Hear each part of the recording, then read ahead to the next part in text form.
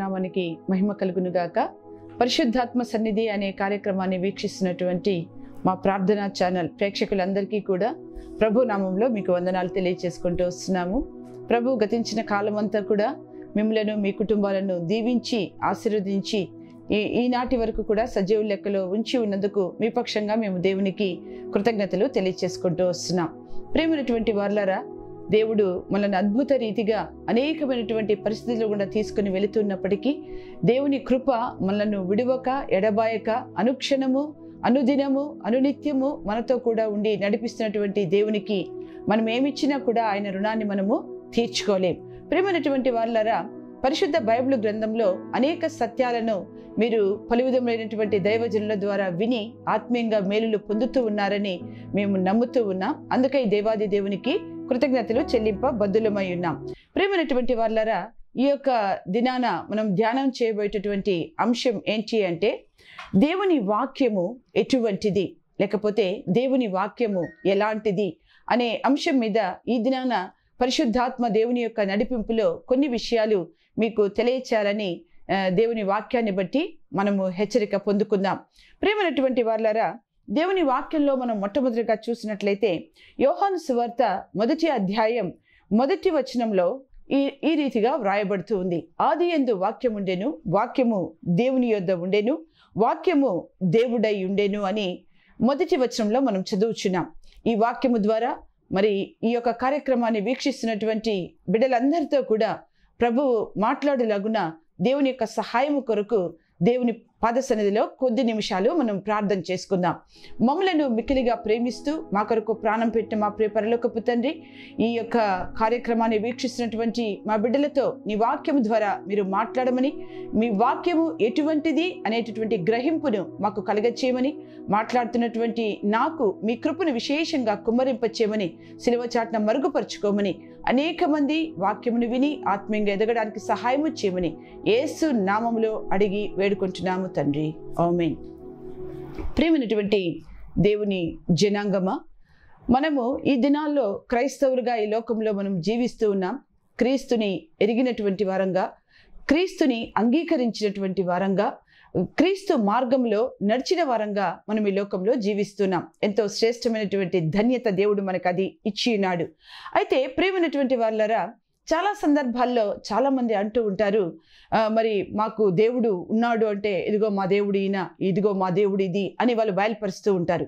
అయితే ఒక క్రైస్తవ బిడ్డకి దేవుడు చెప్పేటటువంటి మాటలు ఏంటి అంటే, ఇంతకుముందు మనం వాక్యంలో జ్ఞాపకం చేసుకున్న రీతిగా మన దేవుడు వాక్యమై ఉన్నటువంటి దేవుడు.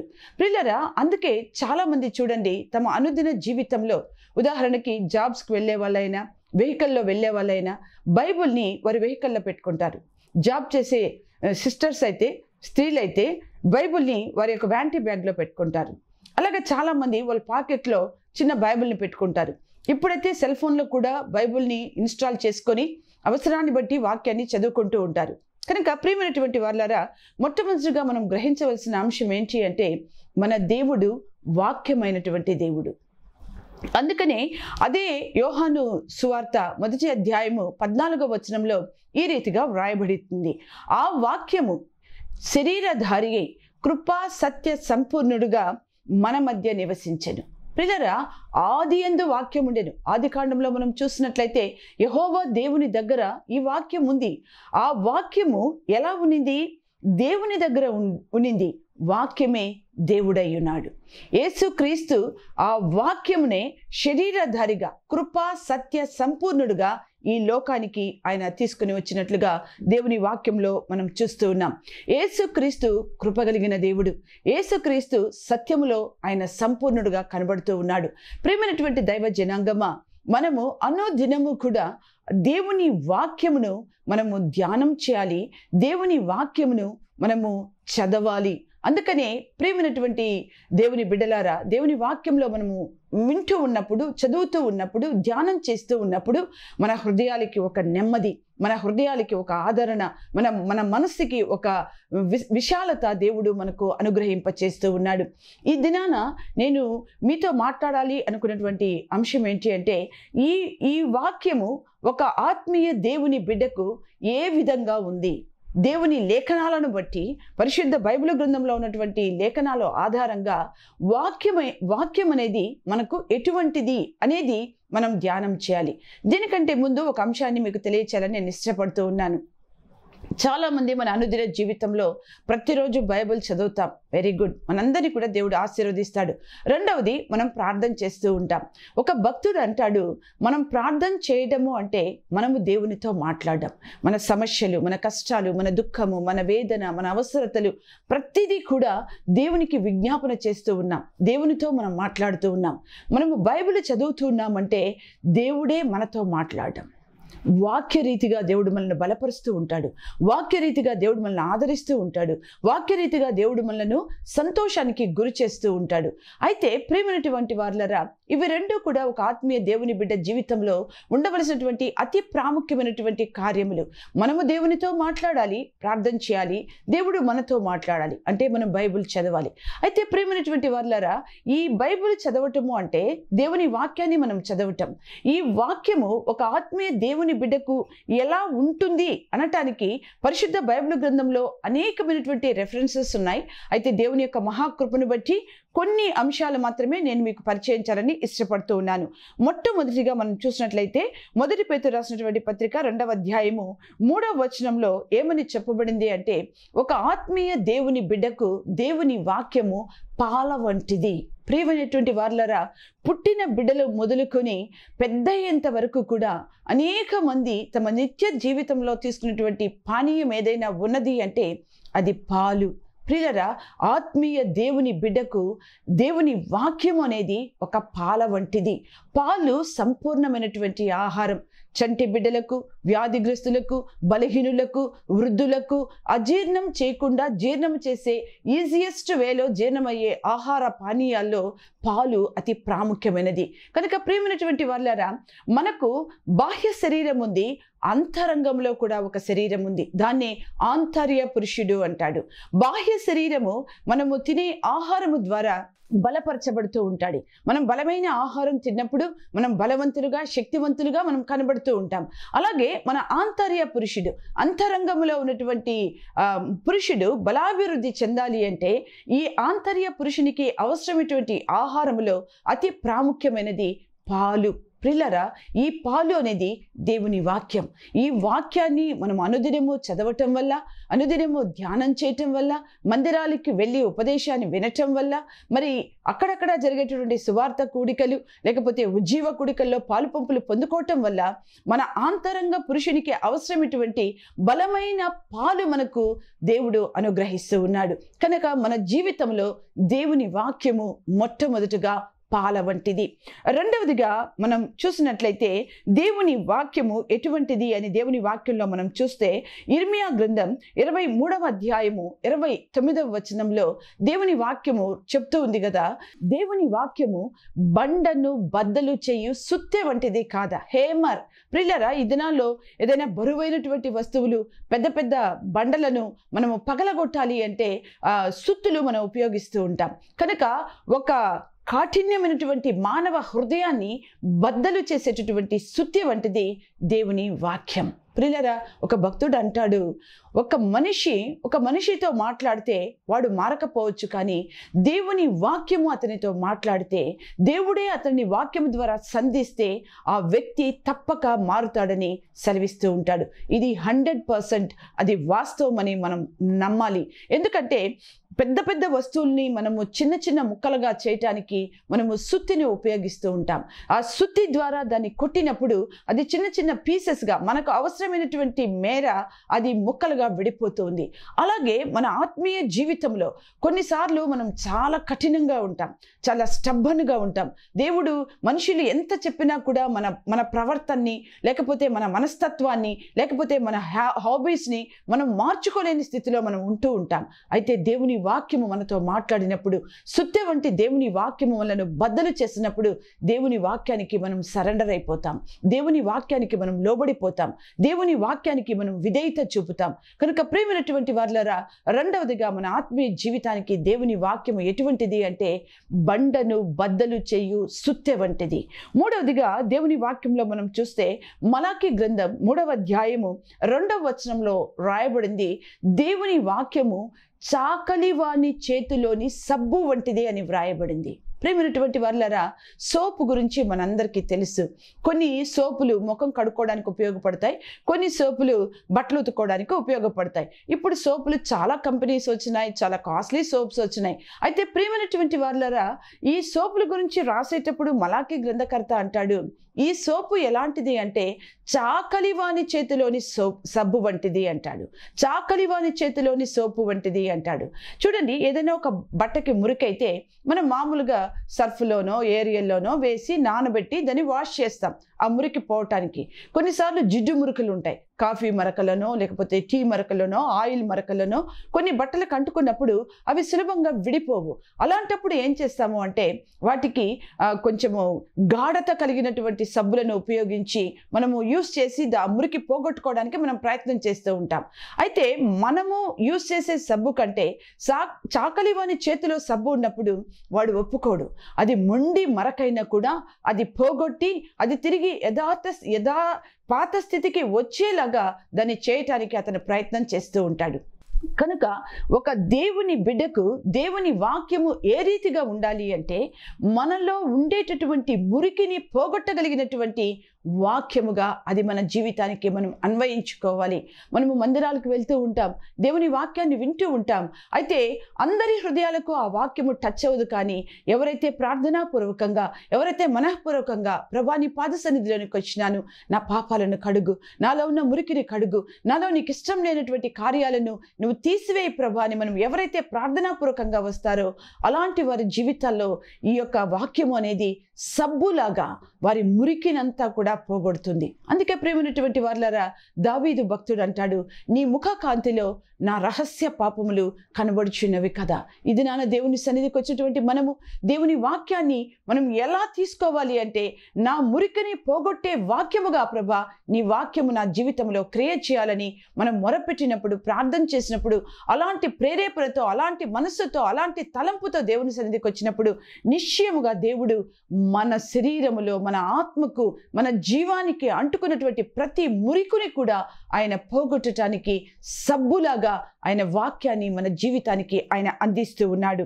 ప్రియమైనటువంటి వారులారా, నాలుగవదిగా దేవుని వాక్యము ఎటువంటిది అని మనం జ్ఞాపకం చేసుకుంటే దేవుని వాక్యము యాకోబు పత్రికలో వ్రాయబడిన రీతిగా 1వ అధ్యాయము 23వ వచనంలో దేవుని వాక్యము ఒక ఆత్మీయ దేవుని బిడ్డ జీవితంలో అద్దము లాంటిది.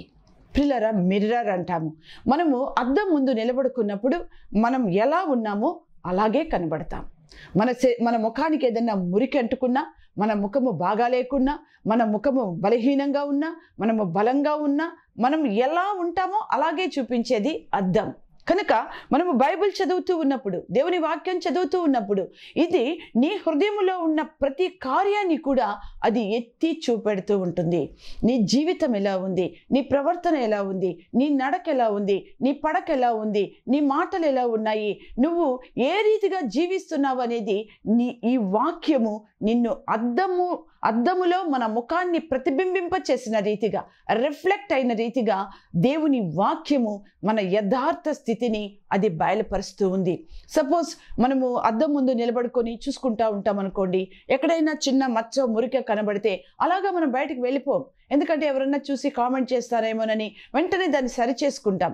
అలాగే దేవుని వాక్యము కూడా అద్దములాగా నీలో ఉన్నటువంటి లోపాలను, నీలో ఉన్న పొరపాట్లను, నీలో ఉన్న బలహీనతలను, నీలో ఉన్న కొరతలను అది ఎత్తి చూపించినప్పుడు నీవు కూడా, నేనైనా, నీవైనా, మనందరము దేవుని వాక్యం అనే అద్దము ముందు నిలబడినప్పుడు సరి చేసుకోవాల్సినటువంటి బాధ్యత మనందరిది కూడా ఉన్నది. కనుక ప్రియమైనటువంటి వారులారా, మొదటిగా దేవుని వాక్యము పాల వంటిదే అని చూసాం. రెండవదిగా దేవుని వాక్యము సుత్తి వంటిదే అని చూసాం. మూడవదిగా దేవుని వాక్యము చాకలివాని చేతిలోని సబ్బు వంటిదే అని చూసాం. ఇప్పుడు నాలుగవదిగా దేవుని వాక్యము మనము అద్దము వంటిది అని చూసాం. ఇంకా మనము దేవుని వాక్యము ఎలాంటిది అని చూసినట్లయితే ఐదవదిగా మనం చూస్తే దేవుని వాక్యము అగ్ని వంటిది. దేవుని వాక్యము ఎలాంటిదని దేవుని వాక్యంలో రాయబడింది అంటే అది కంసాలి వాని చేతిలో ఉన్నటువంటి అగ్ని వంటిది. ప్రియులారా, కంసాలివాడు మామూలుగా ఏ వస్తువైనా మురికి ఉంటే అందులోని మురికిని తీసేస్తాడు. ఉదాహరణకి బంగారు ఉందనుకోండి, వెండి ఉందనుకోండి, కంసాలి వాని చేతికి, గోల్డ్ స్మిత్ చేతికి మనం ఇస్తే కొలిమలో వేసి దాన్ని వేడి చేసినప్పుడు అందులో ఉండేటటువంటి మురికిని ఆయన వెలుపలికి తీసుకొని వెళ్తాడు. ప్రియులారా, బంగారము అది నశించిపోయే సువర్ణము అగ్ని పరీక్షలకు గురి కాబడినప్పుడు అది దానిలో ఉండే మురికంతా వెళ్ళిపోయిన తర్వాత అది శుద్ధ సువర్ణంగా ప్రకాశిస్తుంది, మేలిమి బంగారంగా మార్చబడుతుంది. అలాగే మన ఆత్మీయ జీవితంలో కూడా మనలో ఉండేటటువంటి పాప కార్యాలను దహించి వేసేది, దాన్ని శుభ్రపరిచేది పరిశుద్ధాత్మ అగ్ని. అందుకనే ప్రియులారా, హెబ్రీ పత్రికలో కూడా రాయబడింది 12వ అధ్యాయము 29వ వచనంలో మన దేవుడు దహించు అగ్ని అని వ్రాయబడింది. ప్రియులారా, దేవుడే వాక్యం, వాక్యమే దేవుడు. ఆ వాక్యము మన హృదయాల్లో ఉంచుకున్నప్పుడు, ఆ వాక్యము మన జీవితాలకి అన్వయించుకున్నప్పుడు మనలో మరి చెత్త చెదారాన్నంతా కూడా కాల్చివేసేది పరిశుద్ధాత్మ అగ్ని అనేటటువంటి వాక్యము. ప్రియులారా, వాక్యమై ఉన్నటువంటి దేవుడు మనము వాక్యాన్ని చదువుతూ ఉన్నప్పుడు, వాక్యాన్ని వింటూ ఉన్నప్పుడు, ఉపదేశాల ద్వారా మనము వర్తమానాన్ని వింటూ ఉన్నప్పుడు ఆ అగ్ని మనలో ఉన్నటువంటి చెత్తనంతటిని కూడా కాల్చివేస్తుంది. అగ్నికి ఉండేటటువంటి బెస్ట్ క్యారెక్టర్ ఏంటి అంటే అది మంచిదా చెడదా అనేది చూడదు. తనకు దొరికింది, తనకు సమీపంగా ఉన్నది, తను ఏదైతే అందుబాటులో ఉన్నదో దాన్నంతటి కూడా కాల్చివేసే స్వభావము కలిగింది అగ్ని. అయితే పరిశుద్ధాత్మ అగ్ని ఏం చేస్తుందో తెలుసా ప్రియులరా? నీలో ఉన్న మురికిని, నీలో ఉన్నటువంటి దేవునికి ఇష్టం లేని కార్యాలను, నీలో ఉన్నటువంటి అవిధేయతను, నీలో ఉన్న అక్రమ జీవితాన్ని, నీలో ఉన్న పాప స్వభావాన్ని, నీలో ఉన్నటువంటి లోబడ నొల్లని మనస్తత్వాన్ని దేవుడు తన అగ్నితో ఆయన కాల్చివేస్తాడు. ఈ దినాన దేవుని వాక్యము నీకు అగ్నిలాగా కనబడుతుందా, లేకపోతే ఎలా కనబడుతుంది? మనల్ని మనము పరిశీలించుకోవాల్సినటువంటి దినము ఆసన్నమైంది. ఎందుకంటే ప్రియులరా, దేవుని రాకడ చాలా సమీపంగా ఉంది. దేవుడు వచ్చినప్పుడు విత్తనమేదో పొట్టేదో తెలిసిపోయే దినాలు. ఆ దినాన అగ్ని పరీక్షిస్తుందంట. ప్రియులరా, ఆ అగ్ని దేవుని వాక్యం అనే అగ్ని, ఆ అగ్ని పరిశుద్ధాత్మ అనే అగ్ని. ఈ దినాన వాక్యాన్ని నువ్వు చదువుతూ ఉన్నప్పుడు, వాక్యాన్ని వింటూ ఉన్నప్పుడు, ప్రభా నాలో ఉన్న చెత్తను నువ్వు కాల్చివేయి ప్రభా, నీ వాక్యము నన్ను ప్రభా పరిపూర్ణునిగా మార్చాలా, నీ వాక్యము నన్ను పరిశుద్ధునిగా మార్చాలా, నీ వాక్యము నన్ను పవిత్రునిగా మార్చాలా, నీ వాక్యము మీరు వచ్చినప్పుడు మీ ఎదుట నిలబెట్టగలిగినటువంటి మనిషిగా, ఒక వ్యక్తిగా నన్ను మార్చటానికి నీ వాక్యము నాకు సహాయము చేయమని ప్రభు పాద సన్నిధిలో మనం మొరపెట్ట బద్దులమై ఉన్నాం. ప్రియమైనటువంటి వారులారా, మనము 6వదిగా చూసినట్లయితే దేవుని వాక్యము ఒక ఆత్మీయ దేవుని బిడ్డకు విత్తనము వంటిది, సీడ్. ప్రియులారా, యేసుక్రీస్తు వారు ఈ లోకంలో జీవించినప్పుడు అనేక ఉపమానాలు చెప్పుకుంటూ వచ్చినారు. ఆ సందర్భంలో దేవుడు విత్తనముల గురించినటువంటి ఉపమానం చెప్పాడు. కొన్ని ఒక పొలములో ఒక వ్యక్తి విత్తనాలు తీసుకొని చల్లుకుంటూ వెళ్తూ ఉన్నాడు.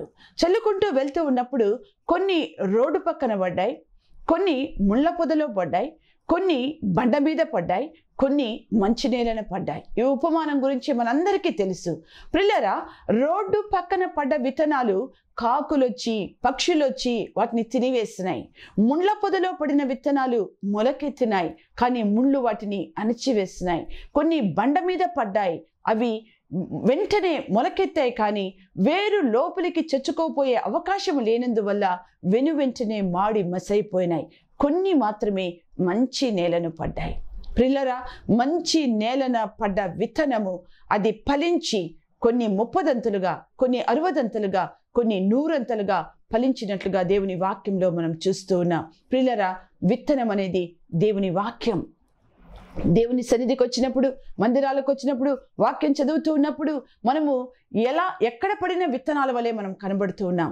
మనము మంచి నేలగా మన మనస్సు ఉంటే, మంచి నేలగా మన హృదయం ఉంటే, మంచి నేలగా మన మనస్సు ఉంటే ఆ వాక్యము మనలో ఫలిస్తుంది. అలా కాకుండా బడ్డలాగా మనము మన హృదయాన్ని కాఠిన్యం చేసుకొని, హృదయ కాఠిన్యంతో దేవుని సన్నిధికి వచ్చి దేవుని వాక్యాన్ని వింటే ఆ వాక్యము మనలో ఫలింపదు. మరి 3వదిగా ముండ్ల పొదలో పడ్డాయి కొన్ని విత్తనాలు, వెనువెంటనే మొలకెత్తినాయి. ఐహిక విచారం, ఈ లోకపరమైనటువంటి ఆశలు, కోరికలు ఇవన్నీ కూడా మనల్ని ఏం చేశాయి? అణచివేశాయి. దేవుని వాక్యము మనలో ఎదగనీయకుండా, దేవుని వాక్యము మనలో పెరగనీయకుండా, వాక్యానుసారంగా జీవించకుండా, వాక్యానుసారంగా ప్రవర్తించకుండా ఐహిక విచారము మనలను ఏం చేసింది? అణచివేసింది. అందుకని దేవుని వాక్యంలో రాయబడింది, లోకాశ, శరీరాశ, నేత్రాశ, జీవపు డంబం ఇవి తండ్రి వలన పుట్టినవి కావు, ఇవి లోక సంబంధమైనవి అని వ్రాయబడింది. ప్రియులారా, ఈ లోకము దానిలో ఉన్నదంతయు సాతానుడు సృష్టించాడు. దానికి మనము బానిసలుగా, దానికి మనము వ్యామోహపడి దేవుని వాక్యానుసారంగా జీవించలేకపోతే ప్రేమైనటువంటి వాళ్ళరా, దేవుని వాక్యము మనలో ఫలించదు. కొన్ని రోడ్డు పక్కన పడ్డాయి, పక్షులు వాటిని ఎత్తుకొని వెళ్ళిపోయినాయి. కొన్నిసార్లు వాక్యం వింటాం, దేవుని సన్నిధికి వస్తాం, దేవుని వాక్యాన్ని చక్కగా వింటాం. ఎవరైనా అడిగితే ఏం చెప్తామో తెలుసా? ఈరోజు పాస్టర్ గారు చాలా బాగా వాక్యం చెప్పారండి, మా పాస్టర్ గారు చాలా బాగా చెప్పారు, ఏదమ్మా ఏది 2 మాటలు చెప్పు విందామంటే అదేంటోనండి అప్పుడే మర్చిపోయినా నేను అంటారు. ప్రియులారా, సాతానుడు ఎత్తుకెళ్ళిపోతాడు మన హృదయంలో ఉండేటువంటి దేవుని వాక్యాన్ని, మన మనసులో ఉండే దేవుని వాక్యాన్ని దొంగిలించుకొని వెళ్ళిపోతాడు. ఈ దినాన రోడ్డు పక్కన పడినటువంటి విత్తనంగా మనం ఉన్నామా? ముండ్ల పొదలో పడిన విత్తనంగా మనం ఉన్నామా? లేకపోతే బండ మీద పడిన విత్తనం వలె దేవుని వాక్యాన్ని నువ్వు అంగీకరిస్తూ ఉన్నావా? లేకపోతే మంచి నేల, అది బాగా దున్నబడింది, ఎరువు వేయబడింది, చక్కగా నీళ్లు దొరికేటటువంటి శ్రేష్టమైనటువంటి ప్రదేశంలో పడ్డ విత్తనాలు 30దంతలుగా, 60దంతలుగా, 100అంతలుగా అవి ఫలించాయని దేవుని వాక్యంలో రాయబడింది. ప్రియులారా, ఈ దినాన మన హృదయం దేవుడు మాట్లాడుతూ ఉన్నప్పుడు, దేవుని వాక్యాన్ని చదువుతూ ఉన్నప్పుడు, దేవుని వాక్యాన్ని వింటూ ఉన్నప్పుడు, రేడియోలో, టీవీలో వాక్యాన్ని మనం ఆలకిస్తూ ఉన్నప్పుడు, ప్రభువా నా హృదయాన్ని మంచి నేలగా, నా హృదయాన్ని నువ్వు మార్చవా, నీ వాక్యాన్ని నేను అంగీకరించాలి ప్రభు అని మనం దేవుని సన్నిధిలో ప్రార్థించే వారంగా మనం ఉండాలి. ప్రియులారా, ఈ 30దంతలు, 60దంతలు, 100అంతలు మనకు తెలుసు. 100% అంటే వెరీ వెరీ వెరీ గుడ్ అంటాం మనం. అలాగా దేవుని వాక్యం నీలో ఫలించాలి అంటే నువ్వేం చేయాలంటే నీ హృదయాన్ని బాగా దున్నుకోవాలి, హృదయాన్ని సిద్ధం చేసుకోవాలి. దేవుని సన్నిధికి వచ్చినప్పుడు మనస్ఫూర్తిగా ప్రభువుని అడగాలి, ప్రభువా ఈరోజు మీరు నాతోనే మాట్లాడండి ప్రభువా, నా జీవితాన్ని సరిచేయండి ప్రభువా, నా యొక్క కుటుంబంలో ఉన్నటువంటి ప్రభువా పొరపాట్లు, అవరోధాలు మీరు తీసివేయండి ప్రభువా అని ప్రభు సన్నిధిలో మనం ఎప్పుడైతే హృదయపూర్వకంగా మనం ప్రార్థన చేసుకుంటామో దేవుడు మనతోనే మాట్లాడతాడు. ఆ వాక్యం మనలో 100% అది ఫలించేదిగా కనబడుతూ ఉన్నది. ప్రియమైనటువంటి వాళ్ళరా, తదుపరి మనం చూసినట్లయితే దేవుని వాక్యము ఒక ఆత్మీయ దేవుని బిడ్డకు తేనె వంటిది, హనీ. ప్రియులారా, కీర్తనకారుడు అంటాడు, నీ వాక్యము తేనె కంటెను, జుంటె తేనె దారుల కంటెను ఎంతో మధురములు అంటున్నాడు. ప్రియులారా, చూడండి, ఈ రోజుల్లో చాలామంది మన యొక్క శాస్త్రవేత్తలు కానీ, పరిశోధకులు కానీ, చాలామంది న్యాచురల్ సైంటిస్టులు కానీ చెప్పేది ఏంటంటే షుగర్ వాడబాకండి, బెల్లం వాడబాకండి, జాగరి, మీకు షుగర్ వాల్యూస్ పెరిగిపోతాయి, హెల్త్కి మంచిది కాదు, మీరు తేనె వాడండి అంటారు. ఉదయకాలము నిమ్మ నీళ్ళల్లో తేనె కలుపుకొని తాగండి, ఆరోగ్యానికి చాలా శ్రేష్టం అంటారు. చంటి పిల్లలు చూడండి, మాటలు సరిగా రానప్పుడు వాళ్ళకి ఏం చేస్తారంటే మంచి ప్యూర్ తేనెని నాలుక మీద రాస్తారు, వాళ్ళ నాలిక పలచబడి మాటలు చక్కగా రావటానికి. చాలా ఆయుర్వేద మెడిసిన్స్లో వాడేది తేనెనే వాడతారు. ఎందుకంటే తేనె చాలా శ్రేష్టమైంది. తేనె టీగలు ఎన్నో లక్షల పుష్పాల నుంచి సేకరించినటువంటి తేనెను తన తొండముతో సేకరించి తేనె తుట్టులో భద్రపరుచుకుంటే దానిని మనుషులు ఏం చేస్తున్నారు, దాన్ని కాల్చి దాంట్లో నుంచి తేనెని తీసుకుని వస్తున్నారు. ఎంతో శ్రేష్టమైనది తేనె, అమూల్యమైనది తేనె, విలువైనది తేనె. దేవుని వాక్యము తేనె వంటిది అని దావీదు భక్తుడు సెలవిస్తూ ఉన్నాడు. ప్రియులారా, మన శరీరానికి పుష్టిని కలిగించేది, మన శరీరానికి ఆరోగ్యాన్ని కలిగించేది, మన శరీరానికి కావలసిన ప్రతి అవసరతను కూడా సమకూర్చేది దేవుని వాక్యం. ఈ దినాన నీ జీవితంలో దేవుని వాక్యాన్ని తేనెలాగా, జుంటె తేనెలాగా నువ్వు మార్చుకోగలిగితే నువ్వు ఆశీర్వదింపబడతావు, నీ కుటుంబం ఆశీర్వదింపబడుతుంది, నీ సంఘం ఆశీర్వదింపబడుతుంది. ఈ వాక్యము నా పాదములకు దీపమును, నా త్రోవలకు వెలుగునై ఉన్నదని దేవుని వాక్యంలో అది చెప్పబడింది. ఎలా వెలుగు అని మనం చూసినట్లయితే ఈ లోకమంతా కూడా చీకటితో గాఢాంధకారంతో నింపబడినప్పుడు దేవుడు వెలుగుగా ఈ లోకానికి ఆయన వచ్చినాడు. కనుక మన జీవితంలో ఉన్నటువంటి చీకటిని పారద్రోలాలి అంటే మన హృదయంలో దేవుని వాక్యాన్ని మనం ఉంచుకున్నప్పుడు, ఆ వాక్య వాక్యపు వెలుగులో మనకున్నటువంటి చీకటి అంటే దేవునికి ఇష్టం లేని కార్యాలు, సాతాను సంబంధమైన కార్యాలు అన్నీ కూడా దేవుడు దూరం చేస్తాడని దేవుని వాక్యాన్ని బట్టి మనం గ్రహించుకోగలం. తదుపరి మనం జ్ఞాపకం చేసుకుంటే దేవుని వాక్యము ఒక ఆత్మీయ దేవుని బిడ్డకు బంగారము వంటిది, సువర్ణము వంటిది. ప్రియులారా, బంగారు అంటే విశ్వాసానికి సాదృశ్యం. మనం కూడా ఆత్మీయ జీవితంలో విశ్వాసములో పరిపూర్ణులుగా ఉంచబడినప్పుడు మనము బంగారంగా మార్చబడతాం. ప్రియమైనటువంటి వారులారా, బంగారు అంటే అన్ని లోహాల్లో కల్లా అత్యంత శ్రేష్టమైనది బంగారు, విలువైనది బంగారు. అటువంటి బంగారంగా దేవుని వాక్యాన్ని మన హృదయాల్లో మనం దాచుకున్నప్పుడు మనము కూడా విలువైన వ్యక్తులుగా మనం మార్చబడగలం. దేవుని దృష్టిలో కూడా విలువైన సొత్తుగా మనం మార్చబడగలమని దేవుని వాక్యము మనలను ఈ దినాన మనతో మాట్లాడుతూ ఉన్నది. అంత మాత్రమే కాదు, దేవుని వాక్యము ఖడ్గము వంటిది. హెబ్రీలకు రాసినటువంటి పత్రికలో అపోస్తలుడైన పౌలు హెబ్రీ సంఘానికి రాస్తూ దేవుని వాక్యము రెండంచులు కలిగిన ఖడ్గము, అది ఎముకలను మూలుగలను సహితము ఛేదించుకుంటూ లోపలికి వెళుతుందని దేవుని వాక్యంలో మనం చూస్తూ ఉన్నాం. ఈ దినాన అలాంటి వాక్యాన్ని నువ్వు అంగీకరించగలిగితే, అలాంటి వాక్యాన్ని నీ హృదయంలో ఉంచుకోగలిగితే, అలాంటి వాక్యానికి నువ్వు లోబడగలిగితే నీలో దేవునికి ఇష్టం లేని కార్యాలంటూ ఏమీ కూడా ఉండవు. కనుక ప్రియమైనటువంటి నేస్తమా, ఈ దినాన మనము దేవుని వాక్యము ఎలాంటిది అని మనం చూసాం. మనము దేవుని వాక్యము పాల వంటిదని చూసాం, దేవుని వాక్యము సబ్బు వంటిది అని చూసాం, దేవుని వాక్యము సుత్తె వంటిదే అని చూసాం, దేవుని వాక్యము ఖడ్గము వంటిదే అని చూసాం, దేవుని వాక్యము బంగారము అని చూసాం, దేవుని వాక్యము దీపము అని చూసాం, దేవుని వాక్యము తేనె వంటిదని, విత్తనము వంటిదని, అగ్ని వంటిదని, అద్దము వంటిదని కూడా మనం చూసాం. అయితే ఈ దినాన ఈ మాటలు వింటున్నటువంటి నీకు ఈ వాక్యము ఏ రీతిగా కనబడుతుంది? అద్దంలాగా కనబడుతుందా? తేనెలాగా కనబడుతుందా? లేకపోతే చాకలివాని చేతిలోని సబ్బులాగా కనబడుతుందా? లేకపోతే బండను బద్దలు చేసే సుత్తెలాగా కనబడుతుందా? ప్రియులారా, ఇలాగా మనము దేవుని వాక్యాన్ని మన ఆత్మీయ జీవితానికి అన్వయించుకొని వింటూ ఉన్నప్పుడు మన జీవితంలో లేకపోతే మన యొక్క ప్రవర్తన, మన యొక్క క్రియలన్నీ కూడా దేవుని స్వాధీనములోనికి వెళ్ళి మనము కూడా ఒక పవిత్రులుగా, పరిశుద్ధులుగా, నీతిమంతులుగా, నిర్దోషులుగా మార్చబడి ప్రభు వచ్చినప్పుడు ఆయనతో పాటు మనము ఎగిరిపోగలం. రండి, ప్రార్థనాపూర్వకంగా ప్రభు పాద సన్నిధిలో మనం ప్రార్థన చేసుకుందాం. ఇది ప్రార్థనా సమయం. పరిశుద్ధ ప్రభువా, నీ పరిశుద్ధ నామమునకు వేవేల స్తుతులు స్తోత్రాలు చెల్లిస్తున్నాం. ఈ దినాన నీ ప్రియ బిడ్డలతో నీ వాక్యము ఎలాంటిది అనే అంశం మీద మీరు మాట్లాడిన దాన్ని బట్టి కూడా నీకు స్తోత్రాలు చెల్లిస్తున్నాం. నిజంగానే నా తండ్రి, మేము నీ వాక్యమును ప్రభా మేము విన్న రీతిగా అన్వయించుకున్నప్పుడు మా జీవితాలు వెలిగింపబడతాయి, మాలో ఉన్న పాపము దూరపరచబడతాది, మాలో మీకు ఇష్టం లేని కార్యాలు కాల్చబడతాయని మేము తెలుసుకున్నాం. అలాంటి వాక్యానికి మేము లోబడ్డానికి, వాక్యానికి మా హృదయంలో చోటివ్వటానికి మీరే మాకు సహాయం దయచేయండి. ఈ కార్యక్రమం ద్వారా నీ మాటలు వింటున్నటువంటి నీ ప్రియ బిడ్డలందరినీ కూడా మీరు దీవించండి. ముఖ్యంగా వ్యాధి బలహీనతలో ఉన్న వారిని మీరు స్వస్థపరచండి. ఆర్థిక ఇబ్బందుల్లో ఉన్న వారికి సహాయం దయచేయండి. ప్రభా, ఎంతో మంది తండ్రి ప్రభా నీ వాక్యమును వింటూ నిన్ను అంగీకరిస్తూ నిజమైన దేవుణ్ణి ఆరాధించడానికి ప్రయాసపడుతూ ఉన్నారు. వారి ప్రయాసమును మీరు గుర్తెరిగి ప్రభా పరలోకంలో వారి కొరకు మీరు స్వాస్థాన్ని దాచి ఉంచినారు కనుక వెనుకంచ వేయకుండా ప్రభా ధారాళంగా ధైర్యంగా నీ వాక్యమునకు చోటు ఇవ్వడానికి సహాయం దయచేయండి. మరి ముఖ్యంగా ప్రభా ఈ యొక్క ప్రార్థనా ఛానల్ ద్వారా కార్యక్రమాలను వీక్షిస్తున్నటువంటి మా ప్రియ బిడ్డలందరినీ కూడా యేసు నామములో మీరు దీవించమని తగ్గించుకుని యేసు నామములో అడిగి వేడుకుంటున్నాము తండ్రి, ఆమేన్. ఈ కార్యక్రమాన్ని మీరు వీక్షిస్తూ ఆత్మీయంగా ఆశీర్వదింపబడుతున్నారని మేము నమ్ముతూ ఉన్నాం. మీకెవరికైనా ప్రార్థన అవసరతలు ఉన్నట్లయితే ఈ కింద ఉదాహరించబడినటువంటి లేకపోతే కింద పేర్కొన్నటువంటి ఫోన్ నెంబర్కి మీరు కాంటాక్ట్ చేయాలని మేము కోరుకుంటూ వస్తున్నాం. మా ఫోన్ నెంబరు 9703225309. మీ అవసరతల కొరకు మమ్మల్ని సంప్రదించండి. మేము నిత్యము మీ కొరకు ప్రార్థన చేస్తాం. God bless you.